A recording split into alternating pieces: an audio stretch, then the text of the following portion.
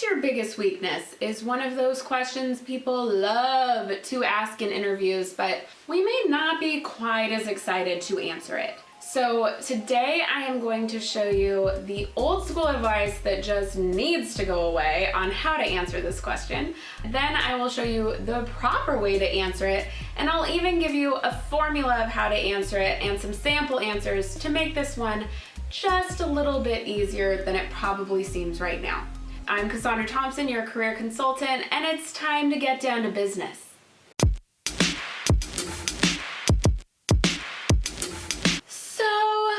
Let's talk about the wrong way to answer this question, and that is the old school advice of turn a weakness into a strength or disguise a strength as a weakness, whatever.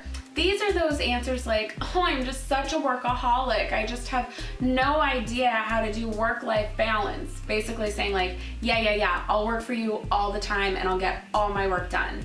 Or I get so caught up in the details, I just care about the nitty-gritty so much. Great, you have strong attention to detail. Here's the thing with those types of answers. People see through it. We've all read this advice, we've all seen it somewhere. Everyone knows you're trying to disguise a strength as a weakness. Now I do think, and we'll talk about it a little later in an example, I do think there are certain things that are strengths in situations and weaknesses in others, and what you want to give for a weakness probably will be situational. Just know that. That goes into the right way to answer this question. For the what's your biggest weakness question, number one, you're not going to give your biggest weakness. And you are not going to give a weakness that is directly related to what you are doing. But you are going to give an actual weakness. This feels hard, this feels like you're laying your cards on the table, right? But they want to see that you're self-aware and know you're not perfect. So what you want to do is you want to give an actual weakness, but one that is not directly related to what you are doing.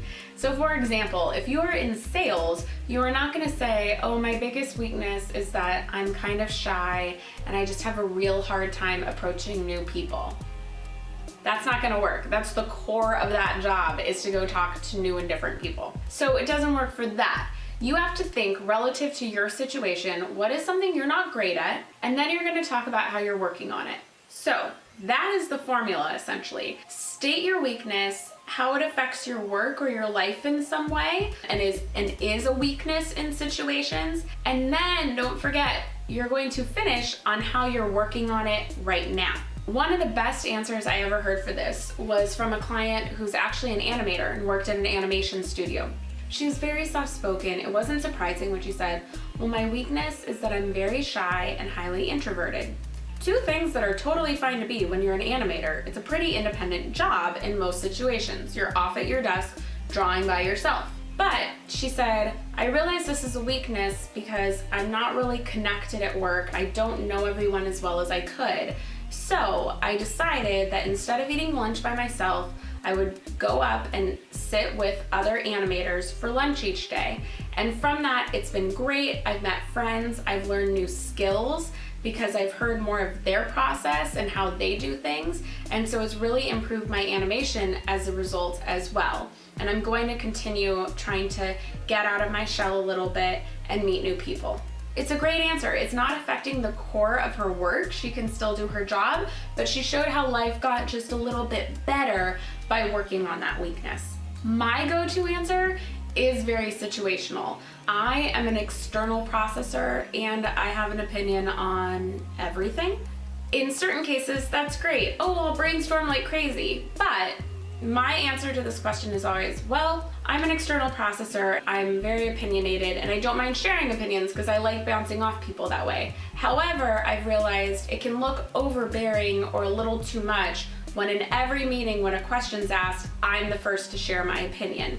And I can see where that gets hard for others who maybe needed a moment to internally process and think through their answer and maybe wanted to share something else but feel like they now can't. Because of that, I now intentionally do not answer first in meetings, and I give people a breath and I wait and try and hear a couple of people's answers before giving my own. That's it. It doesn't say, oh, I'm a horrible person, but it's something I've realized I need to work on because I want to make sure other people have the opportunity to feel heard as well. It's not going to affect my day-to-day and my work, but it does show some growth, which is something you want to prove to this hiring manager.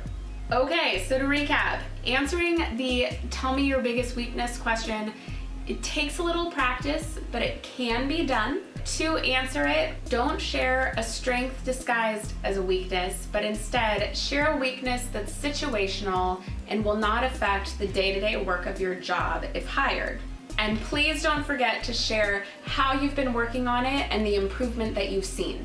Now, if you like this advice, I have a whole playlist all on interviewing just for you. There will be a card to it right here, and I'll put it in the description box below. So if you're in the midst of getting ready for interviews and prepping, go through and watch those other videos so you have the whole story. And with that, we are done for today. Please be sure to subscribe if you haven't already. Hit thumbs up if you like this video and the notification bell so you know when new videos come out.